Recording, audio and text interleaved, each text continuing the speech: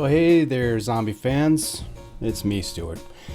I was really hoping that it would not just be me again this week, but our noble and virtuous leader, H.A. Conrad, is in COVID quarantine and cannot make it to a microphone. And that is a huge bummer for me, and I'm sure for so many of you too. However, I will not let you go a week without some sort of zombie stuff. So I thought, first of all, I wanted to at least speak to a cool book that I just finished recently, and maybe a lot of people have read this, but on the off chance you haven't, check out X Heroes by Peter Clines. It's one of like 4 or 5 in a series. It's the first one. I caught wind of it through a listicle online saying, like, hey, here's some good zombie novels.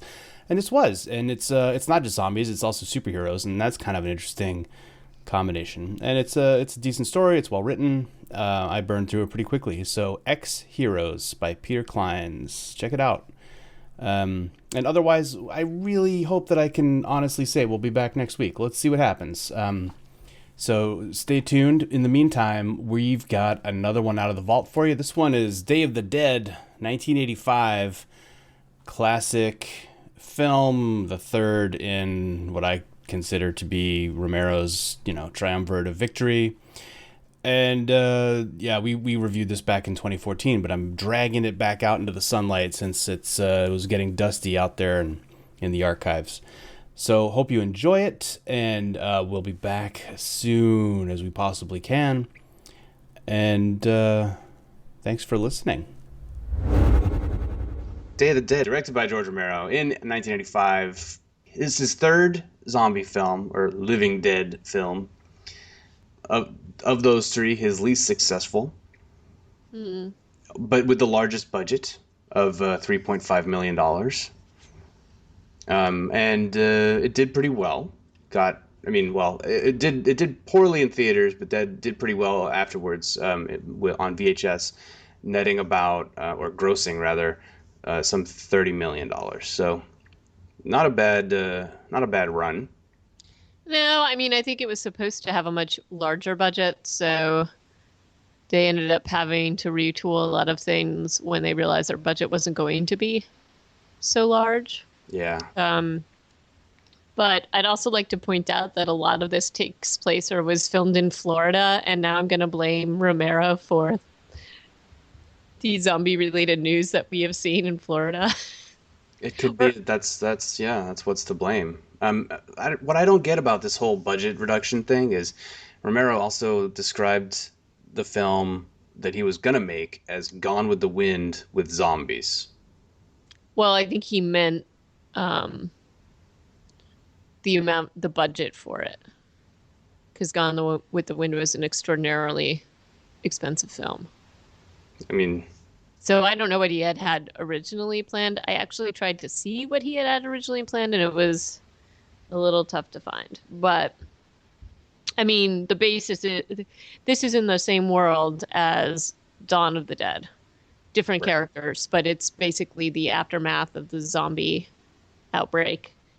And I think it's safe to say it's in the same world as Night of the Living Dead too, 68. Yeah.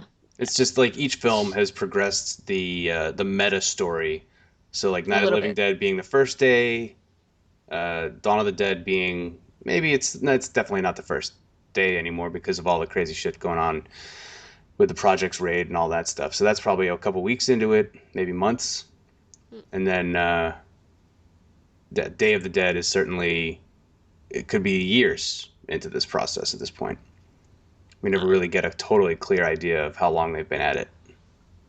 Romero actually often cites this as being his favorite out of all of these, which is interesting because I don't,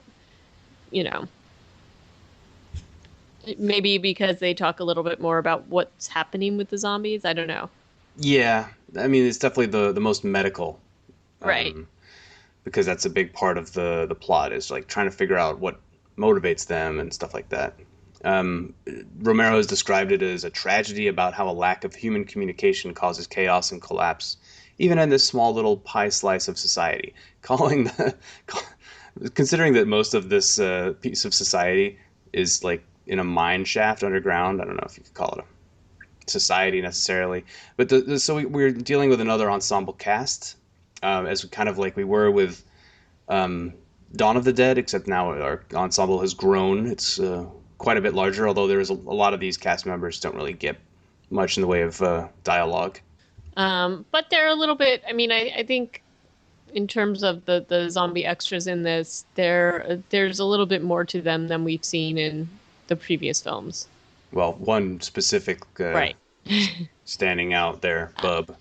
I Um, actually just found a little bit of what he had originally had planned, and basically it was a lot more involved, his original script, in terms of the facility and taking the plot line with, you know, the bub type idea and making that into like a trained army of zombies. So I don't know if a more budget would have helped in I that don't regard. either. That So I'm sounds gonna like put some serious story bloat. this is from IMDb, the trivia about it. So Yeah.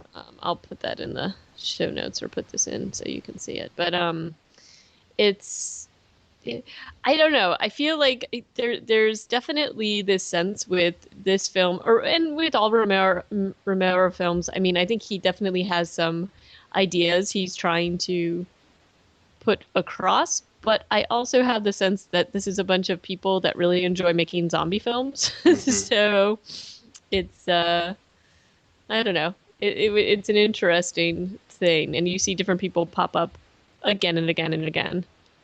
Wait, Greg Nicotero is actually in this film.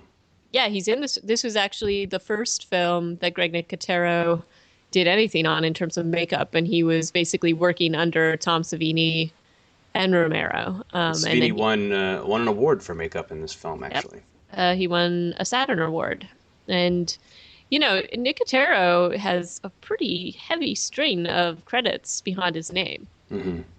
And it's not just zombie stuff. I mean, he did all the makeup or he was supervising the makeup in Chronicles of Narnia, and just it's kind of an endless list. So it's very cool to see him pop up here, definitely. Yeah. Um, but so we should we dig into some of the story, or do you want to go by thematic order, or how would you like to approach this? I mean, we can talk a little bit of the story. I mean, in the setup, there is, you get introduced to the main characters pretty quickly. It's a small cast in terms of the Well, human yeah. characters. The main there's like 12 or so humans, but you only really ever interact with them as an audience with like 6 or 7 of those. Right. And I guess one of the main people that it revolves around is Dr. Bowman, Dr. Sarah Bowman, and she's played by Laurie Cardiel, who I just kept thinking looked like Joe or Nancy McKeon from The Facts of Life. Like I couldn't get over that. So Okay. it's a very 80s thing. Um, so she's your main female character, and it is interesting seeing how the female characters have evolved from Night of the Living Dead until this, because even in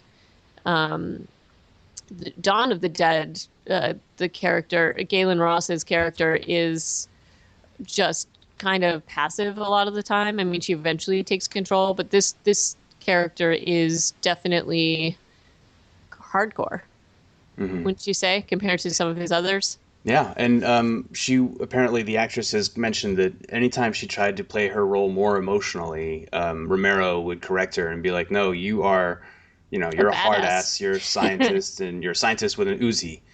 Not using those words necessarily, but that's kind of how she comes across is just total badass. She might be the Peter of this film, or maybe John is. I can't tell, but she's like the totally capable, barely ever breaks down or has any cracks in her armor. She's just pretty badass. And she's also super smart. Hmm. And she's doing research. So there's her. There's in terms. I don't want to call them like the good camp, but there's. They basically are. It's the But they basically are. civilians It's a civilians and military in terms of what we've got with with the human cast, and the civilians are basically the good guys. Well, right. with one notable exception. Right. And so in addition to Dr. Bowman, you've got John, who's played by Terry Alexander, and then Bill, who's played by Jarlath Conroy. And so those are and you know, our John is basically the helicopter pilot, right? That's his role, and that's what makes him indispensable. And then And Bill is the mechanic, right. which in theory makes him indispensable too. But I don't really see how that, since he can't really make anything work. It's like a constant complaint from the military side. He's like he's unable to get a lot of the equipment going in the way that they want it to be going. Right. And there's a couple of other doctors. You've got Dr. Logan, who is called Frankenstein a lot, and he is basically doing a lot of experiments to see if there could be a cure or what makes the zombies tick. He And reminds then me of Beaker's boss in he totally does. the Muppet Show. What's that guy's name? Uh, isn't it Dr. Bunsen? Some shit, yeah. Like Either way, Bunsen burner? he has the same and hair and the same voice. he does. I also remember him from Flight of the Navigator, a terrible 80s film. I loved that film. I know. What was he in that?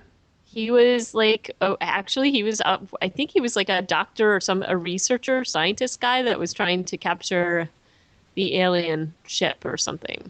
Wonderful. From what I remember, but it's been a long time since I saw that particular film. And he appeared in Richard Liberty is the actor who played Frankenstein. And he was in The Crazies, another George Romero film from 1973. Mm-hmm. And then rounding out the doctor group is Dr. Ted Fisher, who, you know. Fairly ineffectual, Yeah. large mustache, small goatee. I don't trust people where the mustache is bigger than the goatee for whatever reason. So I don't either. I thought he was going to be something else. I thought something else was going to happen with him, but anyway. And then the other part of the cast is really the military part. There's Captain Henry Rhodes, who's kind of crazy. Private Salazar. yeah. It's Steele, and then the rest of them, Private Torres. Steele and Rickles, and then nobody else even has lines. Basically, No, It's, they're just kind of hanging out. So Miller, I mean, Torres Johnson, which is Greg Nicotero's character, and I'm trying to remember. If I say he's the one with the beard, I mean they all have beards because they it's all have beards. 1985. But I feel like he's the Kenny Loggins guy who gets his throat ripped out or something. So many of them get. Doesn't that happen to all of them? Yeah. But you know, so basically, I mean, the main part of this cast is that you've got the civilians slash doctors not pitted against, but kind of pitted against the military because everybody's stressed out. There's been no communications. They've been kind of placed in this area to be able to study the zombies and see if they can find a cure or find some sort of answer. Mm-hmm. And things are just not going very well. But, you know, I feel like the difference, though, between this and, say, Dawn of the Dead and Night of the Living Dead is that the humans actually have some sense of what's going on. It's not just this happened and we're reacting to it. There's been enough time, so we're reacting to it, and we need to basically get out of the situation. Right? Run that by me again. So I think the big difference between Day of the Dead and Night of the Living Dead and Dawn of the Dead is that in Dawn of the Dead and Night of the Living Dead, this is a surprise to the humans that this is all happening. Like, it's them discovering that this outbreak has happened. And in Day of the Dead, they know that it's happened. They're just kind of figuring out what's next. I guess, like, I think I might be a little more pedantic and say Dawn of the Dead, they know it's happening. They're still coming to terms with how fucked they are as a society. Whereas Night of the Living Dead, they're like, we're fucked right here and right now. Dawn of the Dead is like, holy shit, our municipal government and television and all that kind of shit is breaking down. And then by the time we get to Day of the Dead, that's already an established fact. And this is just what's left of the government and the military trying to I don't know, dig themselves out of the problem that they're in. I think they're just slightly layered, going down into hell. Okay. Um, and you know, the majority of this movie takes place underground too.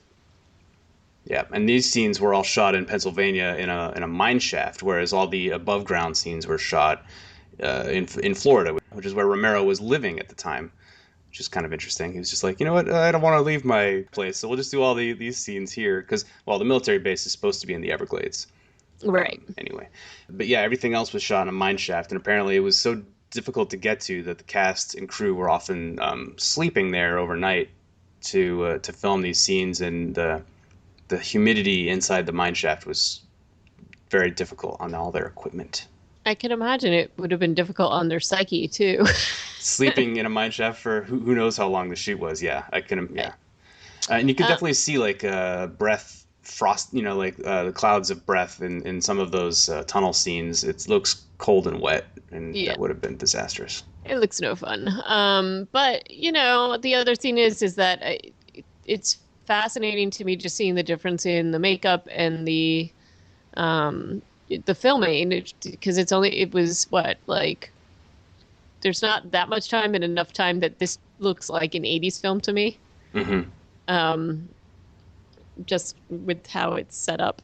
And the makeup is definitely massively improved from Dawn of the Dead and the effects, in my opinion. Yeah, I mean, with a couple of those exceptions where like Roger's makeup had been fantastic in that film, but he was one of the few zombies that looked that good. He was, but I think a lot more zombies looked good in this. Exactly. So, Yeah. I am agreeing with you. I'm just saying, like, Tom Savini had already shown how good he could be. oh yeah, But only in the case of like one or two zombies who he must have spent like 12 hours on their makeup versus maybe he had methods that could do that faster for more of these like extra zombies now. well, maybe he had makeup, and obviously he had more of a staff, I think. So And I think part of the beginning of this film is kind of a showcase of now, like, this is what we can do now, like, if you, so the film begins with a weird dream sequence, which unfortunately, we have to go through a few of these with Sarah Bowman, yeah. where she's like looking at a calendar with all the days marked off in October, and she's yearningly looking at the picture, which is like people in a pumpkin patch, and then zombie arms come out of the wall, and she wakes up in this helicopter, and they're flying to the city of, well, they don't say what city it is. It happens to be Fort Myers, and Spring training. their plan is to land there and get on a bullhorn and find survivors. Right. Which is they're not successful doing, really. But what they are successful in doing is waking up all the zombies that were dormant or whatever in this town, and this is where we get like a several shots of very elaborate makeup zombies, followed by also just crowd scenes of less made up zombies. Well, and the main zombie that was mentioned in that FearNet article makes its little appearance here, and it's basically a zombie that is kind of walking around with the lower jaw ripped off, and then like at some point while the zombie's walking around, the tongue and part of the jaw just fully fall off. I mean, it's pretty gruesome, but very well done. Yeah, and it looked animatronic, didn't it? Like a little bit, yeah. It was pretty animatronic, but I mean, awesome for '85. And now I think the Walking Dead version that Nicotero did was, maybe there was some CGI in there, but that's a person. Yeah, no, and it's a woman in the Walking Dead, but it made me pretty happy to see that, and it was like, oh, Nicotero. Yeah. So, but in this opening scene where Sarah and Miguel Salazar, a soldier, get out of the helicopter while Bill and John stay in it and threaten to fly away if the shit hits the fan. Bill is on the radio trying to like raise anybody on the radio, and Salazar's yelling into the megaphone. Have you ever heard the Gorillaz song that samples the beginning of this film? Yes, I have.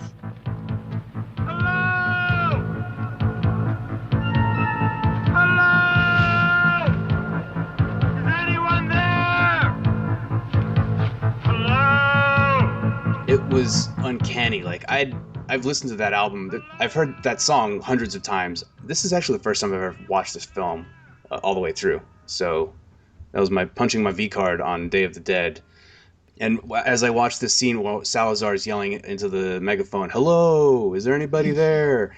And the synthesizer starts picking up.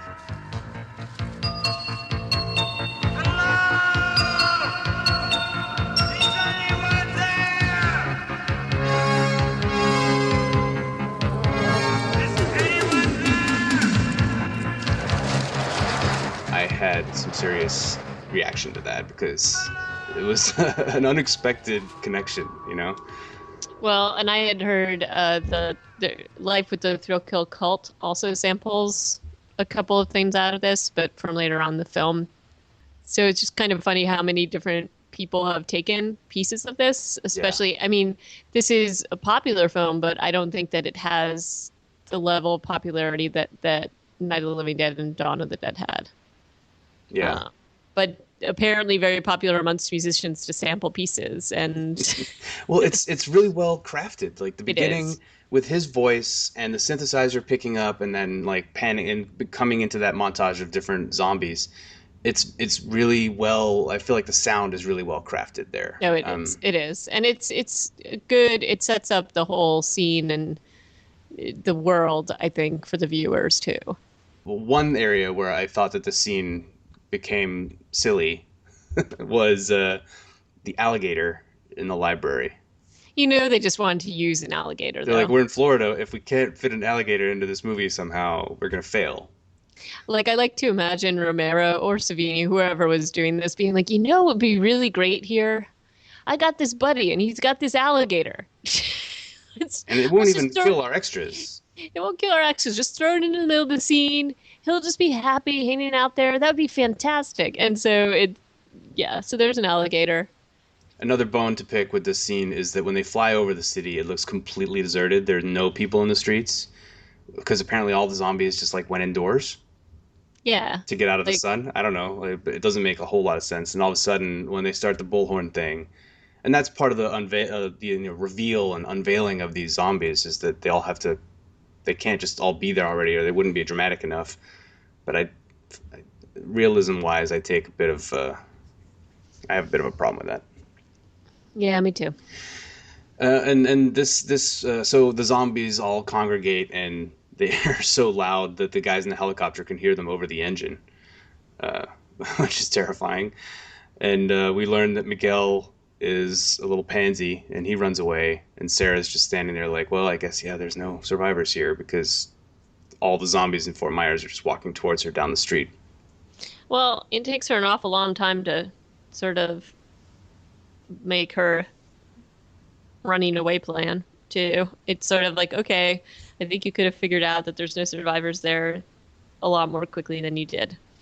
Um, Yeah, and honestly, I don't flying know. around a deserted city in a helicopter is a much more effective way of getting people's attention than a megaphone, too. And you know, the other thing is one thing that I notice when we go back and watch some of these classic films, and it's not just with zombie films, it's with a lot of older films. Um, I feel like I've been totally spoiled by the pacing of modern films and modern filmmaking because the editing tends to be pretty tight now, Hmm. and the pace of films tend to be very fast moving to fit in whatever they want to. And there's good things and bad things about that, but I feel it a lot more watching a film like this because it's just I have these reactions like move on with it, man, you know? Like Yeah, I don't know if that's necessarily a modern versus old problem so much as it is like a bit of the prima donna director who doesn't want to cut any of his vision. Like, because I feel like you get this with Oliver Stone and mm, some of these, even to present day, like any director who considers himself an auteur, you know, where it's like my vision has to be represented. I think that's kind of part of the problem is like nothing can get left on the editing room floor because it's all so precious.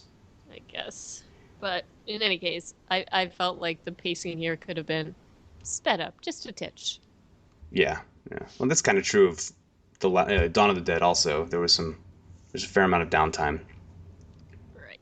or even like action scenes that are a little crazy, like pie in the face. Um, but so the our little posse of the three civilians and Private Salazar fly back to where they were coming out of on their mission to find survivors, and they land inside a compound surrounded by a chain link fence. Nothing too strong. As soon as they land and get out of the helicopter, there's a couple soldiers there, like watering marijuana plants and reading a magazine. They seemed very relaxed. Right outside the chain link fence, there's hundreds of zombies just pushing on the fence. And I thought about the prison from The Walking Dead right away. Oh yeah, of course. Yeah. Except these zombies aren't really trying to break through that fence very hard. They seem pretty sedate, although Sarah is concerned that they're going to get riled up and tells everybody to just get inside. Right. So I thought that was actually a nice touch. There's a few things in this film that I enjoyed as like attention to detail. For instance, the fact that everybody is armed. Yep. I love that. Everybody's carrying a sidearm at the very least, wearing holsters. And then that little statement, just like, you know what? We shouldn't be outside. Let's go inside, or we'll wait till after dark to refuel the helicopter because they're just going to get too excited and break down the fence. Is her thinking? Yeah. And I like that, you see just in the actions that happen within this is that, even though they are civilians, they still have a say. Do you know what I mean? Like, she's like, okay, let's get inside. Like, she's kind of giving an order. Well, they are in charge in theory, and I I think mean, they that's are, but the old. it's, We also learn when they're still above ground that there's a new grave in the yard, and she's like, "Who's that?" And they say Major Cooper died, and Major Cooper, it turns out, was the commanding officer of the military side of this operation, and under him, at least, it was a civilian or a scientific mission that the military was just there to provide security and to facilitate what the scientists needed. But as we go downstairs through the really cool elevator thing, we learn that things have changed. yeah. And the setup that they have in this mine is like super creepy Oh, it's and really weird. dark, yeah. Like it's really dark, and they basically, and you can already see the tension between the doctors and the military from these initial reactions, and like Dr. Bowman, she's constantly trying to just keep the mission going, but keep it going safely. Like she obviously cares about what's happening to the military that's helping them out. Um, but there's definitely, you can feel the trouble brewing already, even from these initial scenes in the mine. Oh yeah, as soon as they walk into the mine, the pilots are going off to their wherever. Like they're like, okay, mission's done. This was a waste of time. They're all kind of pissed at Sarah. Sarah's unpopular Yeah. because Yeah, she's a she's hard very, ass. And so they're going off to do their thing. She's worried about this Miguel guy because he's obviously like having a nervous breakdown. And hmm then the two most caricaturesque of the military guys drive up in the golf cart. The golf carts are also a pretty laughable element of the yes, film. yes. And they're just like, get on here, soldier. We got to go get some more. What do you call them? I forget what he used a weird name for them, like crazies or something weird. He didn't call them zombies. To go get them for Frankenstein because they are experimenting on the zombies for the doctors. What we're learning. We're also hmm learning though that they're running out of personnel because with Major Cooper now there's only 12 people in the whole compound, hmm and so everybody's having to work really hard. These two soldiers though are Steele and Rickles. Yeah. Rickles, who reminds me of like a short Bobcat Goldthwait, the way he laughs like a hyena all the time, and he's always yelling. I don't think he has an indoor voice. He does not. And, in the mine, that kind of echoes a lot. So that's annoying. Yeah, he's just a super annoying character.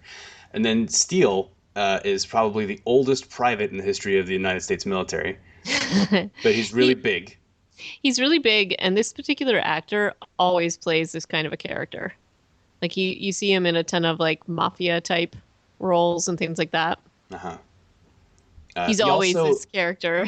I feel like his character, the look of his character, if you were to like Google image search Private Steel, Day of the Dead. It's basically a picture of John Goodman from The Big Lebowski. Yeah. He's wearing like those, shooting glasses. He's got a fatigue cap on backwards. He's a fairly big guy, and he's got, several days of beard on his face. He looks just like, whatever John Goodman's character. I didn't think about it, but now that you're mentioning it, I think that that's about right. Yeah, so I don't know if the Coen brothers took any kind of visionary, guidance from that or what. But so Steele's the big bully of the military posse. And here we see like Miguel. Miguel's such a bitch. I hate Miguel so much. And Miguel's annoying. He's the always Steven of crying. this film. He's the Steven of this film to me. Like, Oh, can't do he anything. totally is. And he's always bitchy. He's just annoying. I don't need your help, but I really can't do anything. But I don't need your help. I don't need your help or anyone else's. So he goes along. Stop helping me. Yeah, because as it also becomes clear, he and Sarah are romantically involved. Huh? Yeah, I don't even know how that came about. It doesn't make any sense. That I don't believe. Because she's such a badass, and he is just so pathetic and incapable.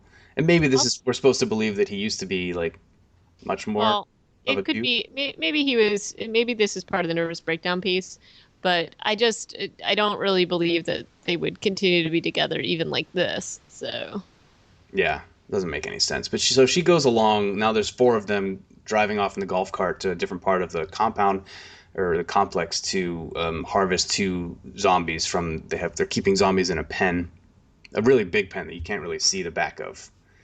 And it's a really not hair raising. I just find any scene where people are purposefully attracting zombies by making a lot of noise, I'm always like nails on a chalkboard. I'm just like, okay, no, don't this do isn't that. a good idea. Don't Right. And they're basically, they're capturing them like cattle. Like they have these little prods and like neck loop type contraptions to be able to bring them into where they want to. They have that little fancy gated thing so that they can control them, sort of. But yeah, it's sort of like when they start making the noise and all the zombies start coming out of the woodwork, you're just like, this is going to go very wrong, right? Yeah. So. Can you imagine even the process by which they got these zombies in here? They've got like 30 zombies in this corral somehow. Right. And it's also become clear because they're talking about the fact that they're running short and that they're going to have to go out and get more, is that they have brought these down. Yeah. So at some point they had to be above ground and sort of herding them down into this mine pen area. It's a disastrous element. Like you can just see that this is the point of failure, the biggest, most obvious point of failure in their whole complex, their whole deal as like a secure area from zombies. They brought zombies into it, and that's it's like, okay, yeah, this is where the film is going to go bad. And it kind of goes bad right away because Miguel is terrible and can't hold on to his zombie and lets it go, and Steele almost kills him. Sarah saves the day, basically. Like nobody dies, but right away we're like, holy shit, they're doing dangerous shit with zombies, and they don't really have any control over how this is going. All right, and I think also Miguel is totally exhausted too. So that's part of why. Yeah, I mean, I think he's having a nervous breakdown, but I think he also hasn't slept, and that's also why Sarah's worried about him. Yeah. And he does. He almost takes a dive into a zombie mouth, which isn't good. Never good. But luckily it ends happily. They get their zombies for testing, and then Sarah gets Miguel into her room. Literally stabs him in the back with a sedative. And he's just, oh God, everything about his character is annoying. Oh, I know. Even, like, honestly, when she stabbed him with the sedative, I was really feeling that it should have taken effect a lot more quickly because I didn't want to hear him talk anymore. Or just look at her all, like, accusingly and curl up feetally on the bed and be, like, crying to himself. It's just so pathetic. And so she looks at him kind of, like, with a mixture of disdain and sympathy, and just goes to meet up with Dr. Logan, or Frankenstein, right, whose lab is very much like like Dr. Frankenstein's lab, you would imagine. It's like Yeah. super No. dark, like rough rock walls on some of the walls. He happens to have a zombie chained up on one of them that she almost stands really way too close to. Right, but I mean, I feel like Dr. Logan, this whole interaction with him is unveiling, a pretty dark piece, which is, because it is, I mean, he is a Dr. Frankenstein. He's looking at it from a very, you know, sort of compartmentalized way of thinking, and he's really viewing it as an interesting scientific problem, right? He doesn't, I mean, he obviously has some empathy for them, but he really doesn't have any problem with eviscerating the bodies of their former colleagues. He just looks at this as a fascinating thing, and Sarah's looks a little bit perplexed and upset because these are people that they've worked with, and he's just kind of Only one. I mean, when she finds out that he's actually got Major Cooper, then she's like, "You've gone too far. This is bad." But I think she's totally okay with him experimenting on the zombies. well, right. But I mean, and so then this is the question, and a little bit different from some of the, I don't know how different, but you know, you kind of up until this point have viewed the zombies as being very mindless. There's no vestige of real humanity left in them, just sort of like echoes, so that they're doing the things that they may have like done in the past, like go to the mall, for example, or like little things like that. And basically, she is at odds with Dr. Logan because she wants to find a cure. He wants to basically just retrain the zombies to be human or find a way to control them.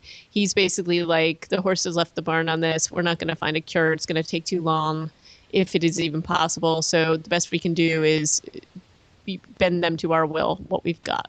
Yeah, he kind of thinks of them as dogs. Yeah, like that's exact. He's like, yeah, it's sort of like a dumb human, or so. No, he doesn't say that, but that's sort of. He says like, this is just like you and me, except not operating at the same Right. level. But the way he interacts with his favorite zombie, Bub, is very much the way a dog whisperer would, be like, do a trick. Okay, now you get a treat. That kind of stuff. Well, yeah, no, he's doing positive and negative reinforcement, mainly positive though, and Negative is him taking a hand drill to an unruly zombie's forehead. So right. So with Bub, it's generally a positive reinforcement, and I think Sarah is really horrified to see what he's done with Cooper, and she's also trying to manage the quickly coming out of control situation with the rest of the military that are left, specifically Captain Rhodes, who looks like he's about ready to lose his mind. We're definitely getting into this story like at the point where everything is about to fall apart. And Right. based on the chronology of the film, the whole movie takes place in basically, I think, a 24-hour to maybe 36-hour time period. It's basically an overnight, two days and an overnight. Does that make sense? Well, yeah, it is because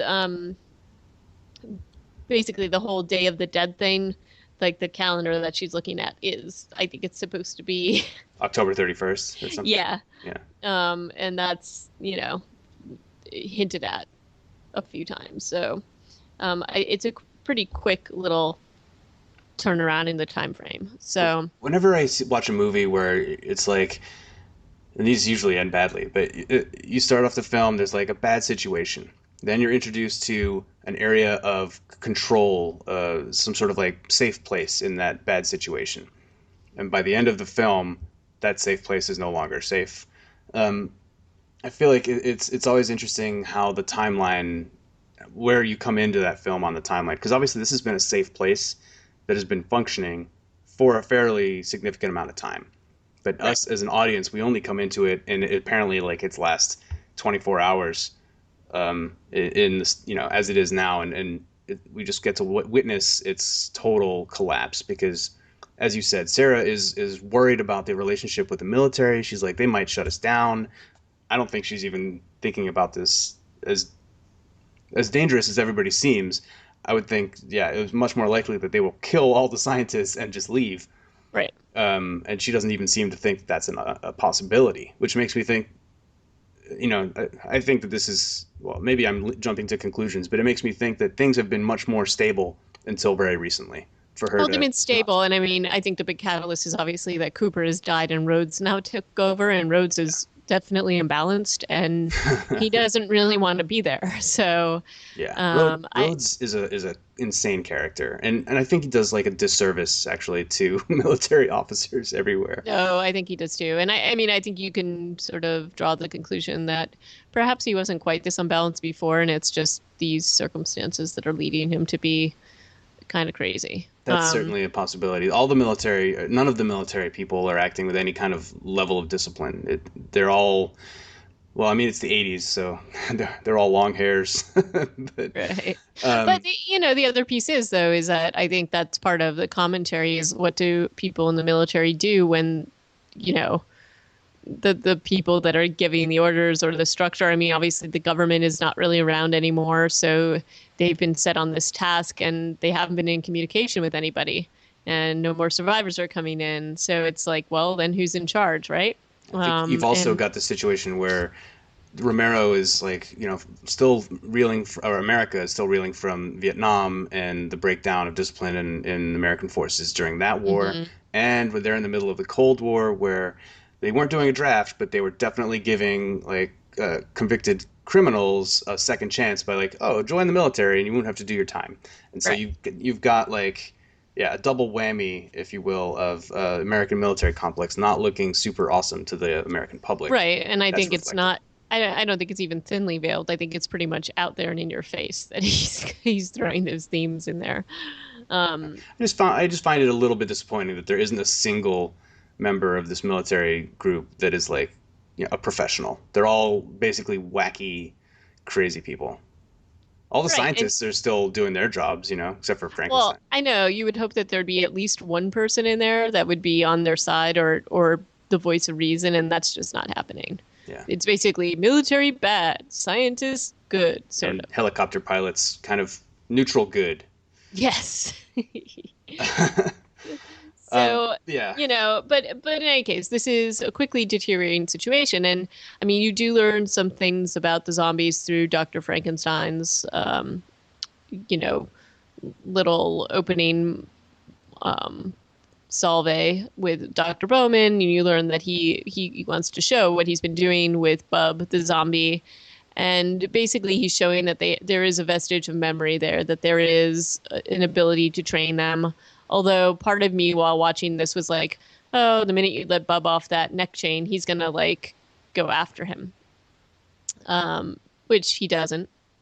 But he's basically showing him different tools and different things from his past or from humans past to see if Hmm. he uses them. And this is the first time you really see that in this. Like before, they're all just kind of wandering around, right? There's no indication that there's anything human left. Yeah. Yeah. But I will point out the reality of this kind of a plan. So how long has it taken him to train Bub? How do you Seriously. do that? Like, this is not a viable plan. Like, you got to do this with all the zombies. How is this even possible? So I don't know. I think it would have been more useful to figure out what the weaknesses are and figure out how to herd them somewhere, or perhaps stop the zombie onslaught somehow, as opposed to working with your favorite pet zombie. Yeah, they call him a surgeon, but he seems almost more like a behavioral psychologist who likes scalpels. Like Yeah. he should have been coming up with some kind of nerve gas or some way to kill, couple 100 million zombies. No, that's not what Right. he's been doing. No, it isn't. And then you also, I mean, I think you see that at odds with what everybody else wants to do. And they're like, Sarah really did want to find a cure, I think, or find a way to stop them. And then she's just like, gosh, what are you doing in here? Yeah, So she seems frustrated with him. She definitely has been, the tension is mounting with the military. there's a And whole scene in the where they have a sit down meeting where Rhodes is like, "I'm the new sheriff in town," and he threatens to shoot her, and there's like a standoff with people pointing guns at each other, and they barely come back from the brink of this. And hopefully you'd think that Sarah now sees the writing on the wall, but it doesn't really even seem that way. It doesn't seem that way. The only time that she's sort of like forced to view this is when our trusty helicopter crew basically make her see what's going on. And they're like, look, do you understand what that interaction just meant with Captain Rhodes? Like, he doesn't care about you. The only people that are safe are the people that can get him out of here, which means us, you know? Mm-hmm. Yeah. And even at that point, does she come up with a plan to get out of there? Not really. Not I think really. she's still like more interested in what Frankenstein is doing and how Miguel is doing, and although she does break up with him. Yeah. Or no, Well, he breaks up with her. yeah. And she really kind of, she's like, all right, I'm getting out of here. And is this when she goes for a stiff drink? Seems Yeah. like. Yeah, right after the breakup, she goes and gets drunk with the helicopter pilot crew. But this is the point. She goes and is hanging out with them, and they have their own little hideaway in the mines where they've sort of dressed it up to look like a tropical island. And it is probably the last little corner of sanity that you're seeing here. When she goes and hangs out with them, this is definitely normal people. They're still having normal conversations, like Smoking and that. drinking. And it's also that little pocket of safe haven that you and I have commented on before that you see in these films. Like, there are moments of crisis and there's moments of like, okay, a happy little interlude. Like, it's fun about the fact that they built up this little oasis in this mine, and kind of weird too, but Yeah. but they're having rational conversations. And Yeah. But they also mention, John, the helicopter pilot mentions, he's like, look, yeah, this is it's like a trailer. It's not actually very secure. He's like, it might not be as secure as down where all the soldiers are living and everything, but it's ours. Because they're basically right down the mine shaft from the zombie corral. Like, if the zombies break out of that corral, they're in trouble. these guys, yeah, it's a very thin trailer door between them and the zombies. But they're okay with that. Yeah. But the situation gets pretty out of control after this point, though, pretty quickly. Yeah, for a few different reasons. I mean, they try to do another zombie corral exchange where again Miguel is terrible. Miguel's just terrible. Terrible. And puts everybody in danger. And at this point, he does get bitten. He gets bitten, and Greg Nicotero's character gets killed. Yeah. And another guy, Private Miller. I'm not sure even who that was. I think there's two blonde guys with beards who die in this scene. And they look an awful lot alike. One of them is Greg Nicotero. That's all I can tell you. But and it's all Miguel's fault. It is, but still they're willing to like try to help him out. So Sarah very, rationally cuts his arm off where he's been bitten. That scene is actually pretty funny. Miguel's running away because he's been bitten on the arm and he's screaming because that's Miguel's style, run away screaming. Sarah catches up with him, hits him on the head with a big flat rock. Right, to knock him out so that she can then cut his arm off. Then cuts off his arm and then cauterizes it with like an open flame torch, which I'm pretty sure is not how you cauterize an arm. I'm pretty sure you need like to heat up metal and press it to the wound. Yeah. All she was doing was cooking the end of his arm, as far as I could tell. Yeah. And but though, again, I think that this is the sort of thing that shows what a badass she is. She doesn't really blink about doing this. She's just like, all right, we need to cauterize it. It was a very Rick Grimes kind of moment there for her. It was. And, it's just, at this point, I think just we realized that all hell is breaking loose. Yeah, now the two more soldiers have died, you know that Rhodes is going to go apeshit because, he was already pissed off about how many men he'd lost. And the fact that Miguel, they've been calling him yellow and other racial epithets the whole film. They're going to come after him to kill him, which is actually smart because he's been bitten by a zombie and that's self-preservation. But it's also a little bit like a revenge killing. At least that's how it kind of feels, right? And racially motivated. Yeah, throughout this film, and this is again, I think, part and parcel with the Romero film. Romero has a lot of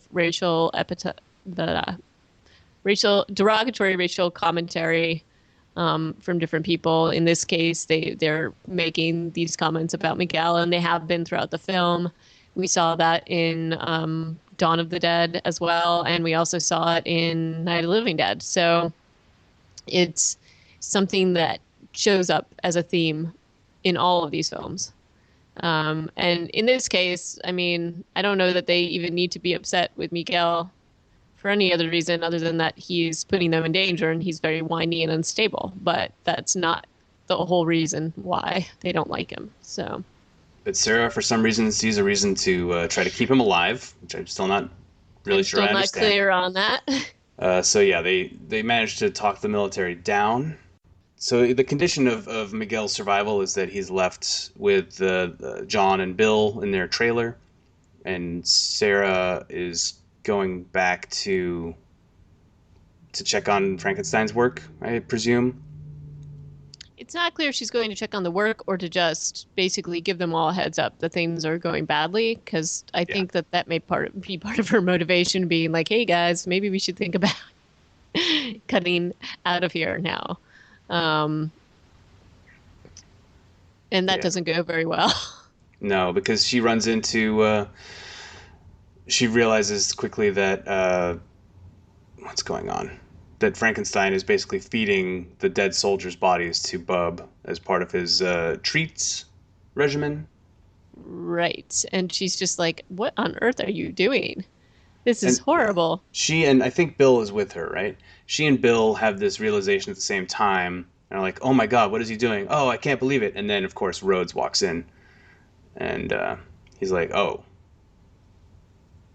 yeah, this is bad. You're feeding him my soldiers." They find the bodies of the soldiers in a cold storage unit, and he just summarily executes Dr. Logan, who up until now has been able to talk his way out of just about any potentially dangerous situation with his "I'm a scientist" voice, you know. But I have to tell you, he's a scientist, and his little condescending way of presenting things to the soldiers, I'm actually surprised that they didn't kill him before this. Yeah. He's like, "Is there food?" And talking about his daddy's social club and all this. He's definitely like from a very different cast of society than everybody else in this film. And he is not making anybody want to be on his side at all. So, No. Plus, he's always covered in blood. It's just pretty foul. yeah, it's pretty gross. So yeah, Frankenstein is dead, and the soldiers have basically announced that they're going to leave and they're going to take the helicopter and that they're getting out of here.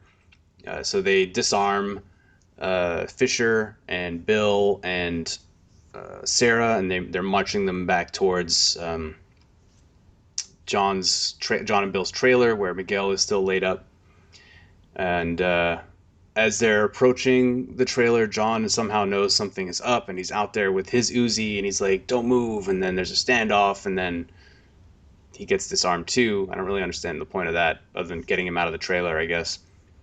I guess, but you know, Rhodes also summarily executes Dr. Fisher, who that was kind of like he had a few lines. He was a shoulder to like another scientific voice of reason, but ultimately his character doesn't really have much play in the film. value. And I think Rose just didn't like his goatee either. So It was messed up. And so yeah, that guy is dead, and that's like that was a bargaining or not a bargaining chip. That was a way of him saying, "Look, I'm not messing around. You drop your weapons, or I'm going to kill the rest of these scientists and civilians," which is basically just Sarah at this point. yeah. And Of the two, he probably should have just killed Sarah because she was the most capable. Fisher seemed just like a sad sack, and it wouldn't have been able to be much of a problem for them. well, and also Sarah has the helicopter guys on her side. So that's kind of, she has John and Bill, so that I would have thought they would have been more worried about, right? Yeah, maybe that's a new development. It certainly seems like they weren't that fond of her in the first scene of the film, where they're like, "You're wasting our time, and why are you putting us in danger?" For her crusade to find more survivors, which apparently just doesn't work. And so basically now, what the soldiers put them in the corral, her and Bill, because I guess they've decided they don't need Bill after all. All they need They is only John. need John. And John is like, "Look, let them go, and I'll fly you wherever you want. And they just basically ignore him. Yeah. And Yeah. they put Sarah and Bill basically into zombie pen. Yeah, and everything kind of speeds up at this point in the film. So you've got John. John has been essentially disarmed.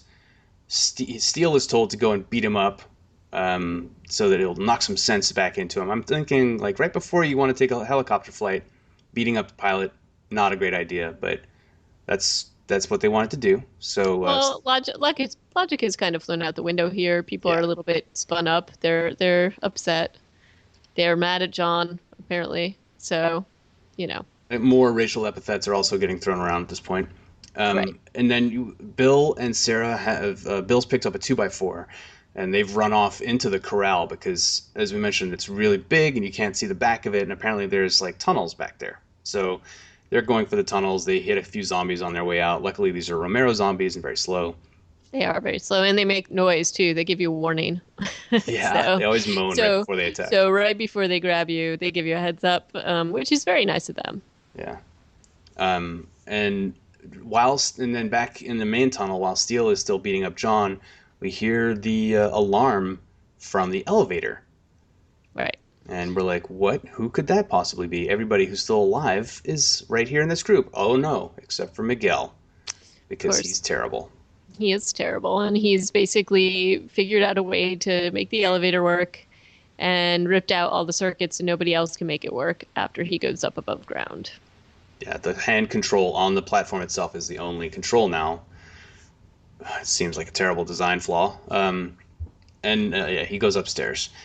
Uh, Now, Steele and Rickles have been dispatched to see what's going on with the elevator, which leaves just Captain Rhodes and poor Private Torres, who has been luckily free of racial epithets, to face off with John. And John decides to attack them with some pretty cool dive moves. Yeah, they were good. He had some kung fu moves going on. John's a bit of a pimp. And he manages to overpower those two guys and then disarms them and runs into the tunnels after Sarah and Bill, killing zombies with a lot of like very carefully posed moves. Do you feel like you were watching? I don't know. It was very weird. Like he was doing weird things with his legs while he was shooting zombies, and like very Well, he had a pronounced stance. movements with his hand. Yeah, his stance. He had a was like stance. very. I don't know. It seemed like something out of a science fiction book cover. It was also like it reminded me a little bit of the Most Interesting Men in the World ads. Like when I kill zombies, this is how I don't often kill zombies, but when I do, this is how I stand. When You know, I do, like my legs are really far apart and kind of bent, and my arms go way up above my head before I aim. Yeah. and I pause for a really long time before taking this thing out. So yeah. So Um, that was pretty comical. um, Less well, comical is that well they all get together, Sarah, Bill, and John, and they find their way through the tunnel. Long story short, because there are some zombie scraps in there too. But upstairs, Miguel goes up to the gate and unlocks it and lets in all the zombies. And then well, but runs. he does. What? Go ahead. No, but he does it because, and he like offers himself up to them. Yeah, yeah. It's like I don't know if Romero thought that this was Miguel's character redeeming himself as not being a coward, but Or it just doesn't make being him any less terrible. or just being super, super crazy, which is kind of what it feels like. And thus begins our series of zombie decapitations too, because Miguel pretty much like runs in and the whole crowd of zombies starts to rip him apart. Yeah, but not before he pushes the button on the elevator, which he has decided that's where he just wanted to die, and his whole plan was to bring all the zombies down into the Yeah. complex. So he pushes the down button, the elevator full of zombies eats him, and then it's moving down into the base where Rickles and Steele and eventually Torres and Rhodes are all there too. Like, oh hey, the But elevator's coming down. right, and did you notice the super creepy clown zombie?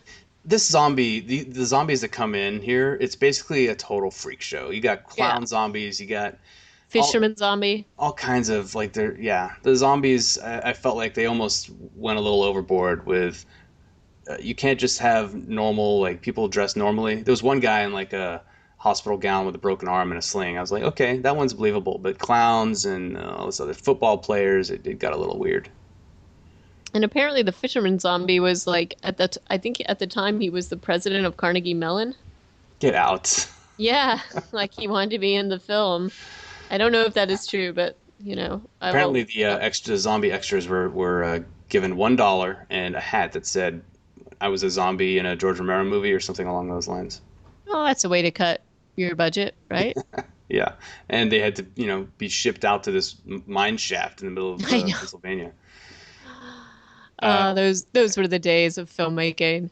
so what ensues here is Torres dying like a punk, like diving onto a pallet and then getting torn apart.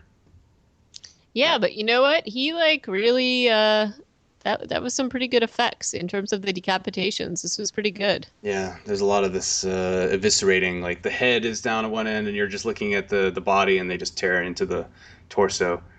Um, yeah, And but in some ways this whole, vengeance upon the military, none of these people have made you like them, really. Like so this is sort of like there is some satisfaction in watching them all get torn apart.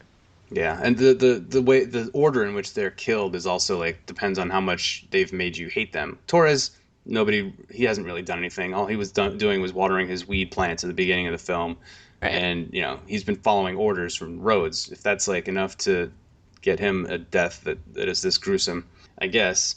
Next up is Rickles of the hyena laugh and the yeehaws, kind of like Little Roger from the last movie, and he dies doing the yeehaws and the hyena laughing. He does. He's gone a little crazy, but also gets torn apart. And he's a terrible shot. Like he gets cornered by zombies and goes full auto with the M16, which is a pet peeve of mine, and then I know. starts But running also, back and forth and just like shooting really fast with his 1911 and just doing like torso shots. well, I didn't understand that, and also he had things to climb up on. I know that they weren't the most solid things, but shouldn't you try to like get above them to be able to shoot them? The whole thing was a little strange. It didn't make sense to me. It was like he'd run to a wall of zombies and be like, I'm gonna run this direction, and then I'm gonna run this direction. It was really annoying. It didn't make any sense at all. And of course, the reason they're running is because Captain Rhodes had gotten on the golf cart and sped away at 6 miles an hour, and they couldn't catch up. Yeah. So it's kind of a disaster. Also, in the meantime, Bub has gotten out of his. He's managed to undo the chain by pulling one tiny pin out of it that he was attached to the wall with. Well, he's learned. He's learned a lot of things. He's a very smart zombie. One tiny pin. That's all I'm saying. It's like, come on, guys. He's a zombie. Let's not secure. But he gets out and starts wandering around. Finds Frankenstein's body and has He's not happy. he's like, oh my god, that was my friend. And then he goes in search of vengeance with a gun. He finds one of the guns that had been taken off the scientists earlier, and he's wandering the halls, as is Rhodes, who first Steele manages to get through the entire hallway that Rhodes had sped down on his golf cart. But Rhodes then locked the door when he got into this other part of the complex. So now Steele is stuck outside of that, and he's also shooting his M16 on full auto and taking a few shots. He's killing a lot of zombies because he's somehow the most capable of the soldiers, even though he's just this big thug.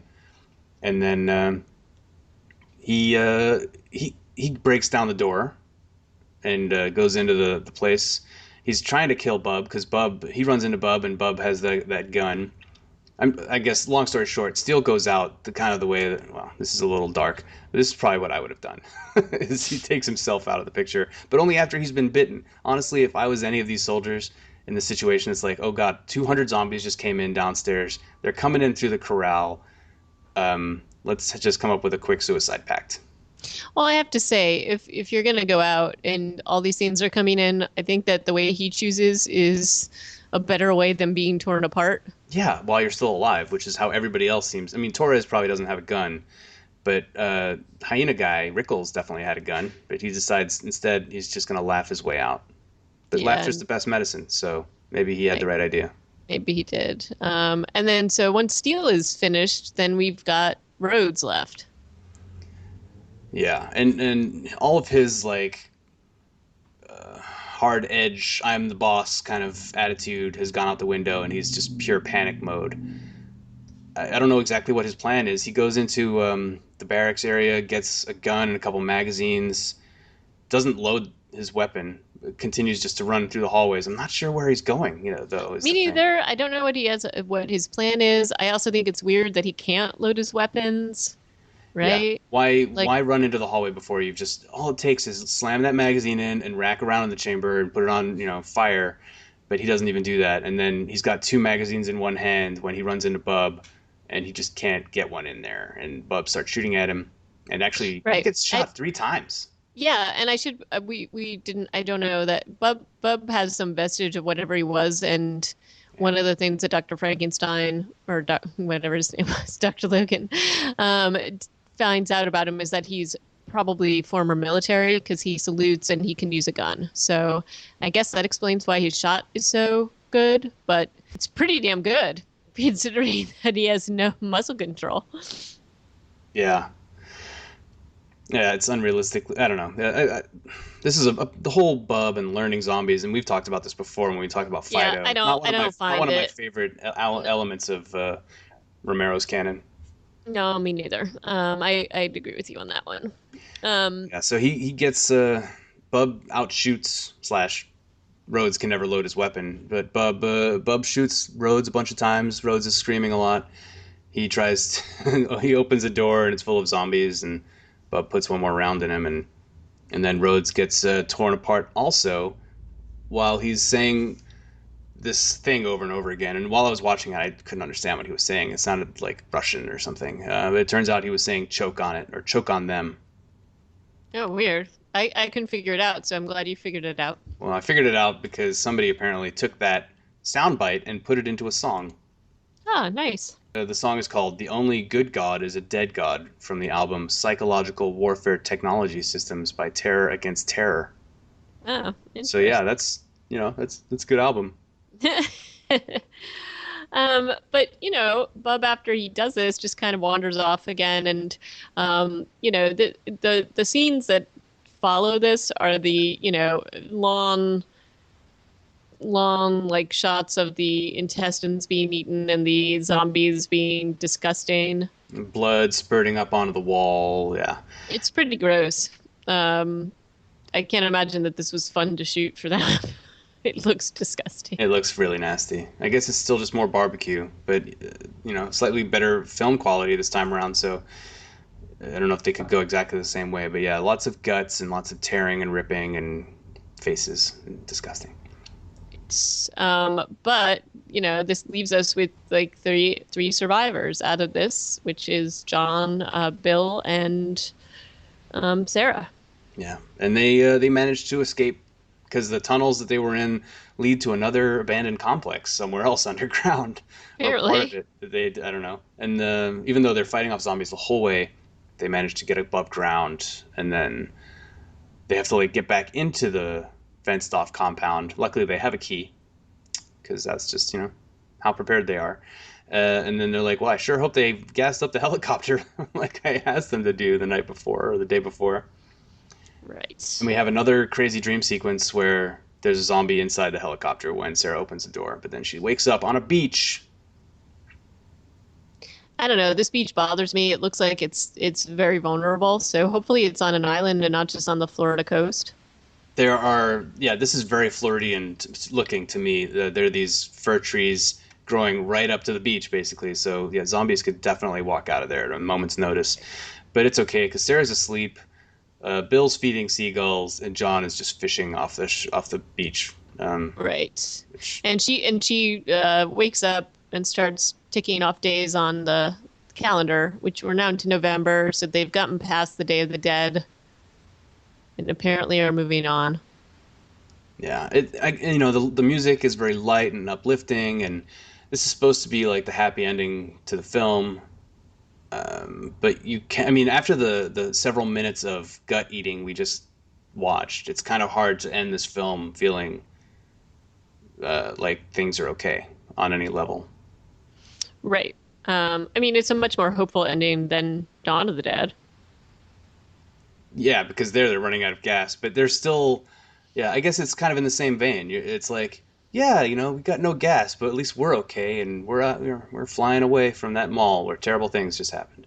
And now this one, it's almost like they're trying to make it more of a permanent happy ending because they're on a, I don't know, like some of the descriptions I've read of synopsis at least say that this is like a uninfected island. There's no way for the audience to know that because it's just a beach. Um, Right.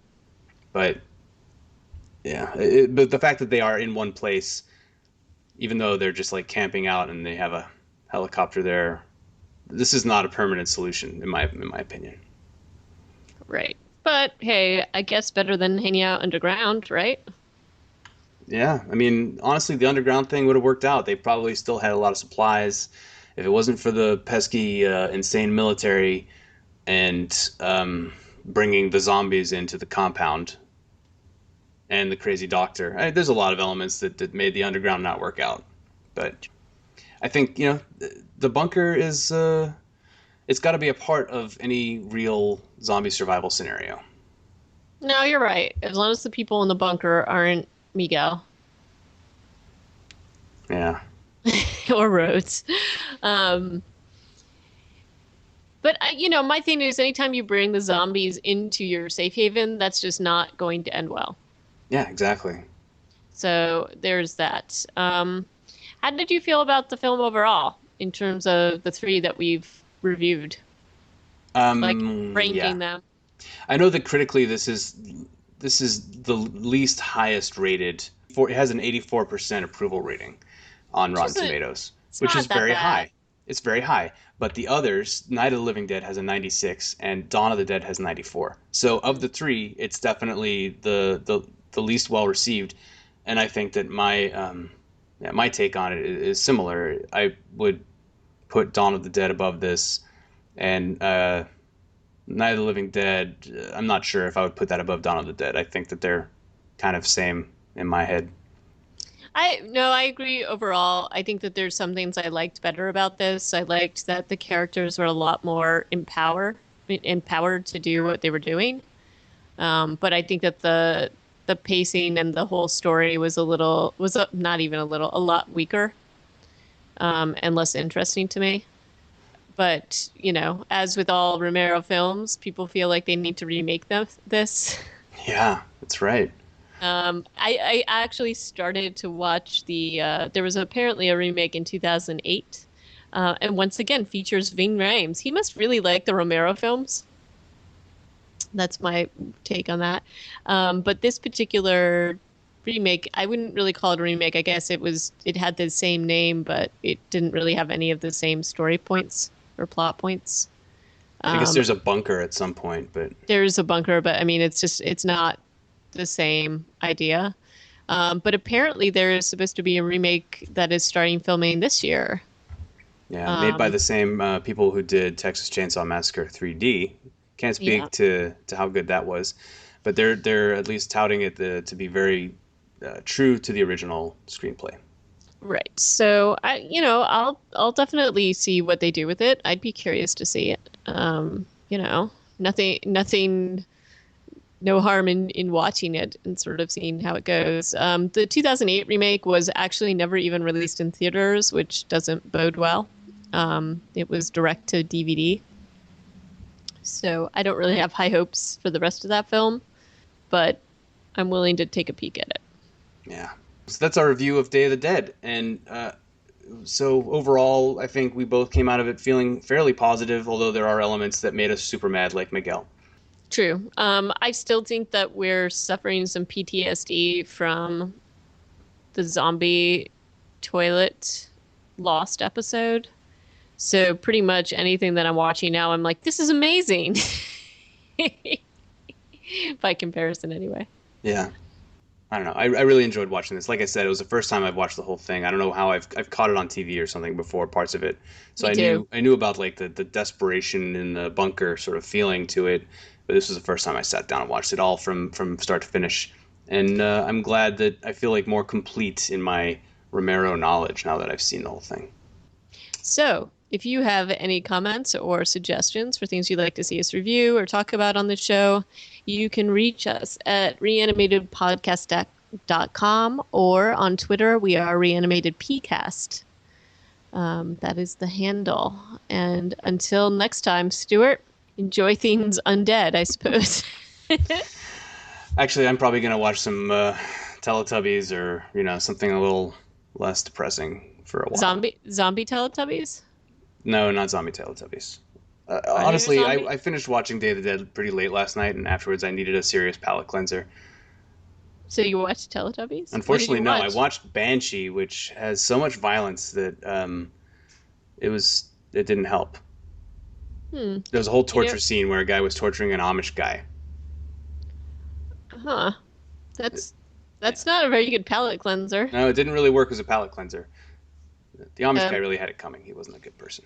There are zombie Teletubbies on YouTube, just telling you. I'm not going to look at that. I'm going to tell you right now. All right, folks, that was Day of the Dead 1995. Hope you liked it. Check back with us again next time for some other content. Hopefully, it will be from 2022. That's my fervent wish. In the meantime, I'll bid you all adieu, good health, and catch you later.